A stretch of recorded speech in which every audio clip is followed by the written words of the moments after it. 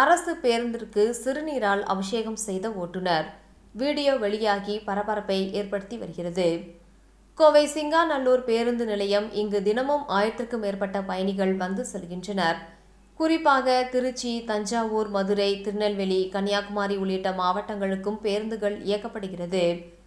இந்த நிலையில் இன்று காலை கோவையிலிருந்து ராமநாதபுரம் மாவட்டம் செல்லும் பேருந்து ஒன்று புறப்பட தயாராகும் விதமாக கோவை சிங்காநல்லூர் பேருந்து நிலையத்தில் வழித்தடத்தில் நிறுத்தப்பட்டது.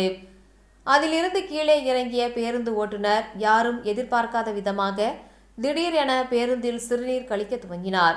இதை பார்த்து அதிர்ச்சி அடைந்த பேருந்து பயணி ஒருவர் அதை வீடியோவாக பதிவு செய்தார்.